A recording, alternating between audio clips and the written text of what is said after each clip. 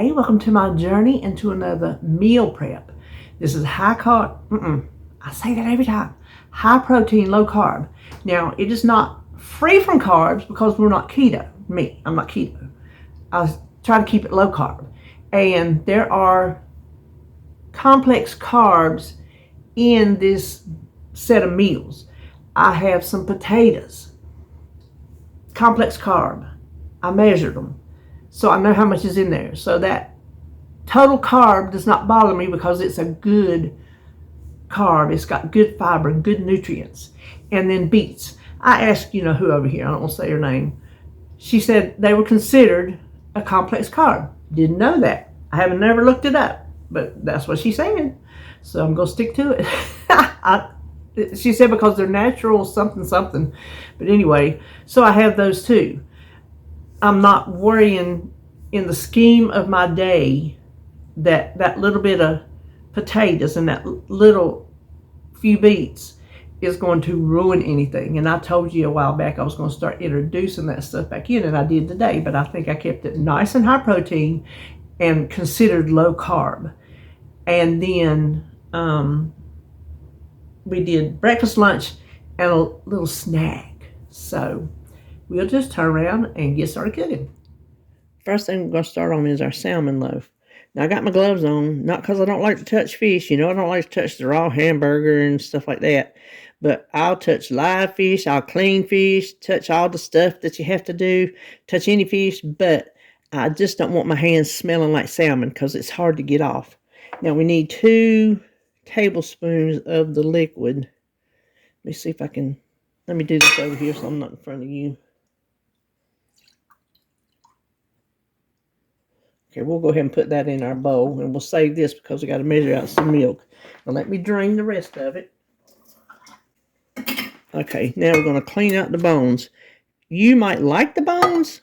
I don't like the bones. If I'm eating a salmon patty and I get one of those backbones, those little vertebrae in my salmon patty, I'm through. I'm not going to eat no more. Flat out, period, bottom line. See right there? Those right there, you got to look for them. Sometimes they're not very obvious. Oh, okay. Whew, I thought that was going to hit the floor. Hold on. Those. Not having it. Now these little ones, they're in right there. They will absolutely dissolve.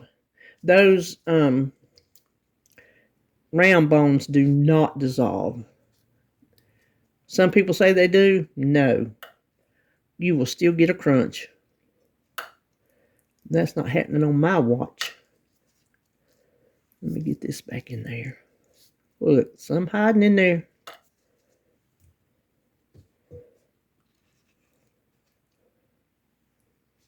Look right there. You can see it in the top. A lot of times that you can see it that way. Those are the bones I'm talking about. Those little ribs, I guess you could call them. I don't know the terms. But they do dissolve. So I won't go that far.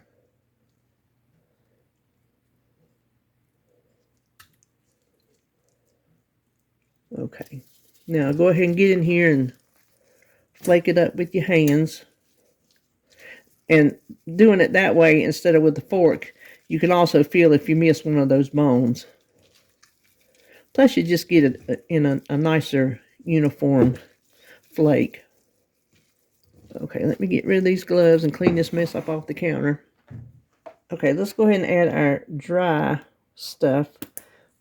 We need a tablespoon of dried parsley. It calls for 2 tablespoons of minced fresh, but I don't keep that around. So just substitute half as much dried, so that's why I'm using a tablespoon. And then a 1/4 teaspoon of dill. And we need some salt and pepper. I'm not going to measure that. And we're not big pepper people, so I'll just give it just an obligatory shake.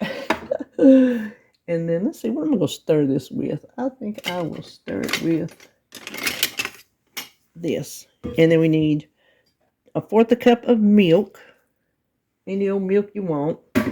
2 tablespoons of lemon juice. And don't you love my old vintage lemon juice jar? So this is not fresh. This is just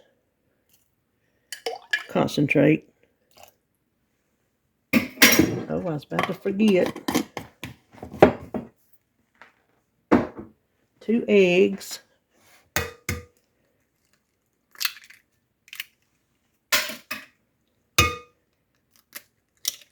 Now let's mix this up right quick before we do our breadcrumbs. And I'm preheating my oven to 350, by the way. This is from Mama Peggy. Laws have mercy. This is the best. I've never made a salmon loaf. I have always made salmon patties. This is the best salmon loaf I believe I've ever eaten. I've made it, I don't know how many times. Now, David won't eat it. He won't touch salmon in a can or outside the can, either way, with the 10-foot pole. Now, let's set that aside. Now we got to do our breadcrumbs. Ooh, let me get the bread.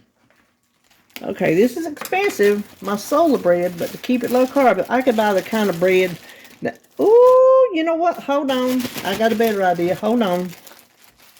I'm going to use these old keto hot dog buns. These Nature's Own, these things are terrible. You can't hardly chew them. So here's a good look. See how they pull apart? Look at that. Oh, you wasn't even on camera, but anyway, we just need 2 cups of soft breadcrumbs. Look at that. Watch. That is not a fresh, good eating hot dog bun. So we are going to find a use for them right here. That excites me. Oh.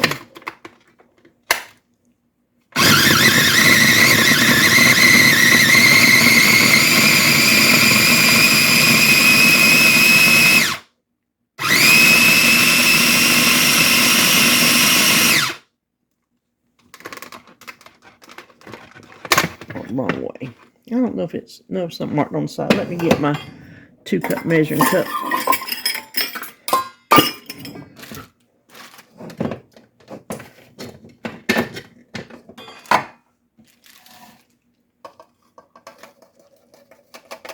What a mess. You know what? Maybe the rest of this.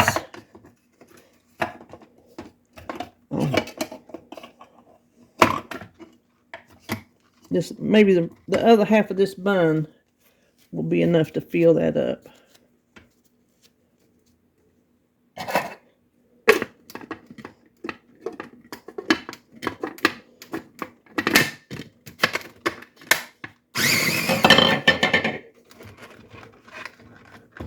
Oh, I do that wrong every time. I think that's close enough to. And we still got one bun to deal with. So let me move this out of the way. Bring this back over. We're going to add our 2 cups of soft breadcrumbs. And this makes a moist loaf. I've made patties for prep, and they do tend to dry out on you, but this stays moist. Now you need a small loaf pan. This one's the only size I got. I got 3 loaf pans and a silicone. And this one is the one I use if I don't use my non-stick, and it comes out fine.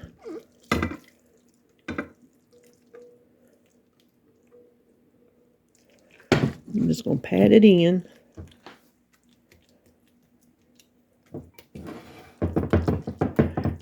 Now, if it was smaller, it says 45 minutes.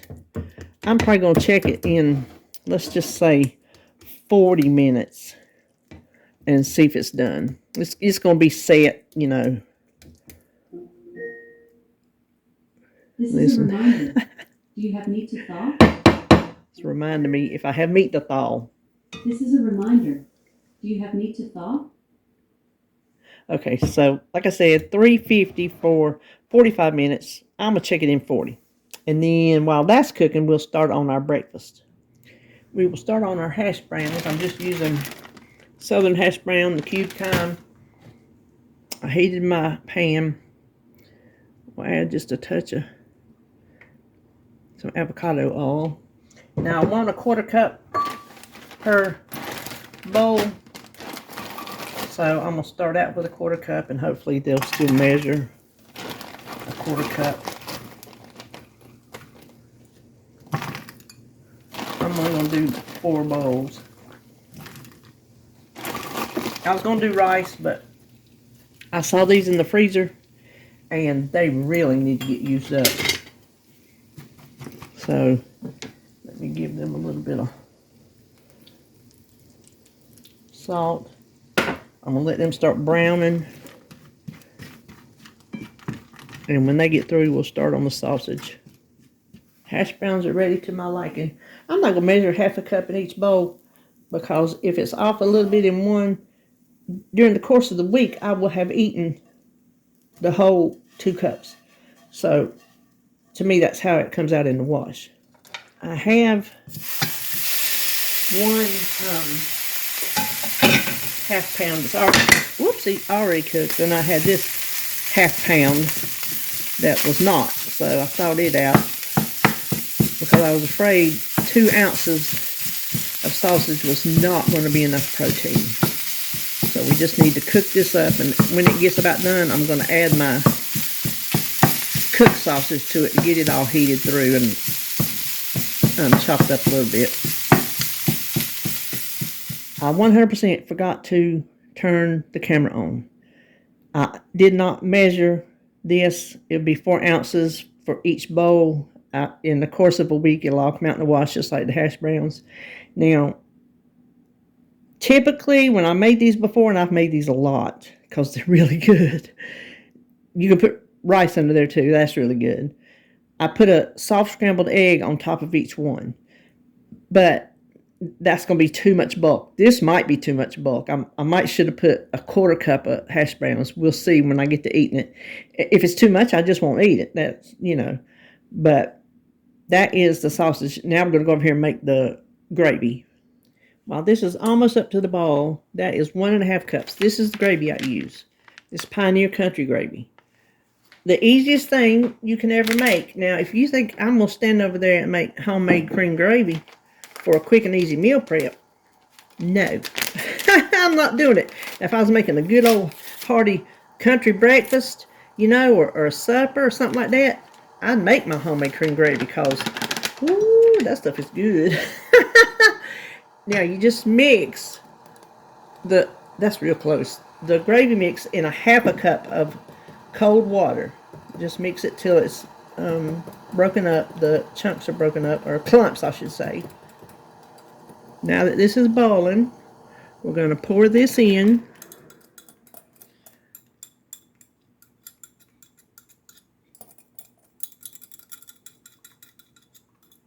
And we're just going to cook it until it thickens, and it does not take any time at all. Let me get out in front of y'all. I do that all the time, and I do apologize. So just get you a little whisk, big whisk, whatever.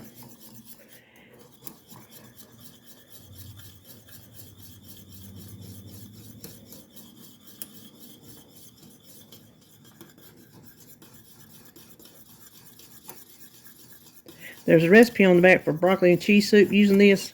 I have said for years I'm going to make it, and I never have. I need to save that package. Of course, it's on every package, so that's no big deal. I'm just showing you this because I want you to see how quick it makes gravy.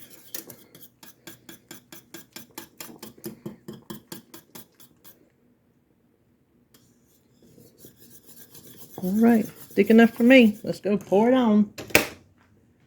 Now, I am going to measure this. I only want a 1/4 cup because that is all the carbs I want, and it's plenty. I'll save the rest in the fridge for David for breakfast. You can use more. Now, I highly recommend, if you want more protein and you can handle the bulk of the meal, put you that egg on here because it's delicious. Put you more gravy on there if you want to, too, if you're not watching carbs. So, there's our breakfast. Now, let's go start on some beets. I'm going to mix up a little impromptu Harvard beets, and I'm using whole beets. You can use sliced if you want to, but I have this 1 can of whole beets that I've been needing to use, so that's what I'm going to do. So I'm just draining the liquid. Well, please. Draining the liquid. And then I'm going to add 2 tablespoons of Truvia Sweet Complete, and you can use plain old sugar. And then just 1 tablespoon of vinegar.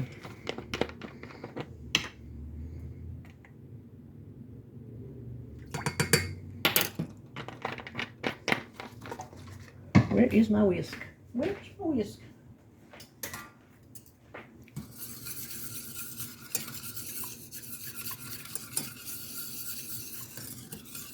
And I'm going to go ahead and add this. It's 2 teaspoons of cornstarch with 2 teaspoons of water. I'm just going to go ahead and add it.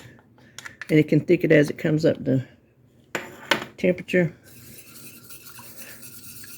But if you don't do this first, you'll never get it mixed with the beets in there.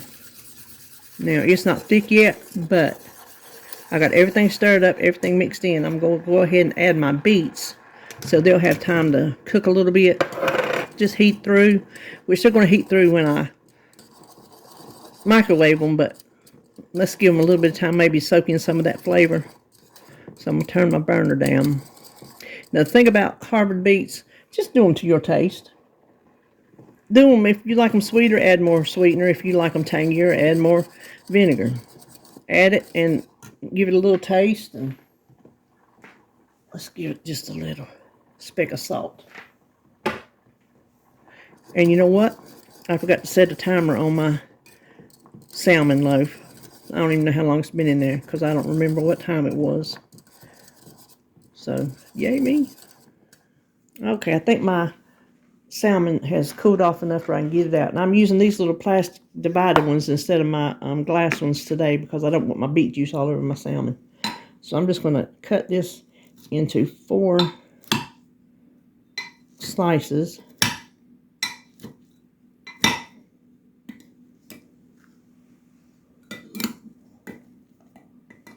Look at that. Doesn't that look delicious? Now, I eat my salmon patties, and this is just like a salmon patty, I chop it up with my fork, and I put vinegar on it and ketchup. And don't knock it till you try it. That's all I'm going to say. Then I got my beets here. They thickened up nicely. I think I got enough for 2 in all of them, and 3 in a couple, I think.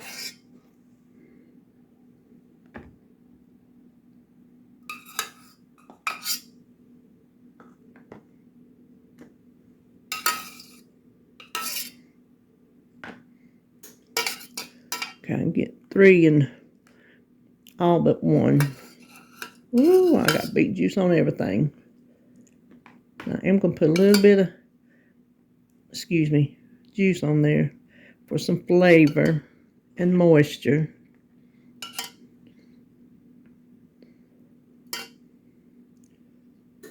All right, that is it for lunch. Now let's go over here and make our chips. Third time I'm going to attempt this. First time, forgot to turn the camera on. Second time, as soon as I got started, David called. Now we're going to try this again. I already got 3/4 a pan of the pita chips. This is what I'm using. Joseph's flax oat bran and whole wheat pita bread. Now, these have good macros. 60 calories for 1 whole pita. So if you want to eat a whole pita's worth of chips, 60 calories. 9 carbs with 2 fibers. That's 7 net carbs and 6 grams of protein. That to me is a good snack, a good crunchy snack.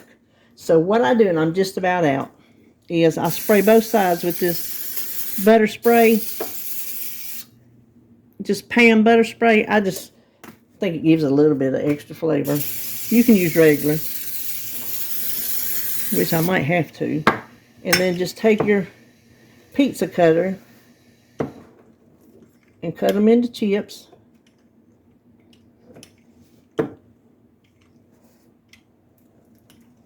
Then you'll have to break them apart, which is very easy to do. Just break them right there on the seam. Put them on the baking tray. You'll figure out how to, and I put them with the sprayed side up. You'll figure out how to fit them on there so you can get the most bang for your buck. And put them in at 375 for about 5 minutes. Watch them. You don't want them to burn, but you want them to cook enough to when they dry, they're not chewy. Cool, I mean, they're not chewy, they're crunchy. So I'll do that and show you when they get through. I forgot a very important step. You need some salt. You've got to give these things some flavor. Use any kind of seasoning you like. I'm going to do half with salt and half with cinnamon sugar. Did I not say watch them or they'll burn? Look, my first batch. 5 minutes, they were still pretty pliable. So I added 2 minutes, that was too much. Sorry, I'm in front of you. I apologize. But these will now, since they're crunchy now, I'm going to maybe do the next batch 5 and then 6 because they were too pliable to cool off. Oh, let me spread that out and get crunchy. So maybe 6 minutes. Just watch them. Check them at 5. These are, the pan's already hot, so they may not take as long. Got my first 2 pans made out of salt, with salt. I have just a little bit left over here. I want to do cinnamon sugar. Now I have regular cinnamon sugar, made out of sugar, and it probably wouldn't count to nothing because I've hardly got any chips over here, but we'll go with the low carbness of it and use our sugar replacement. This is the Trivia Sweet Complete. I put 1 tablespoon, and I'm going to start with 1/4 teaspoon of cinnamon and stir that up and see if I like how it looks. If it looks cinnamony enough. Oh, that does not at all. I think we better add another 1/4 teaspoon of cinnamon.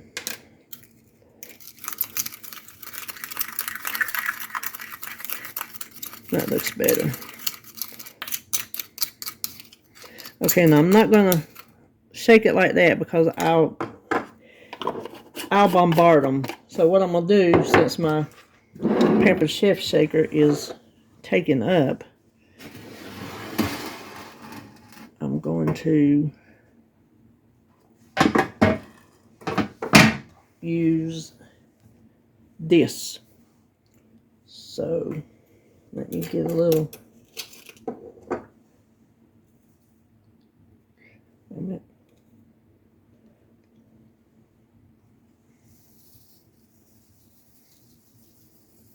And I'm doing this before I bake them because they're not going to be moist whenever let's just do this.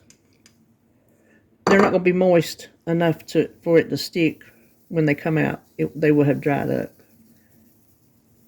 We're just going to use the rest of that. What do you think? And that little hard bit right there. There you go.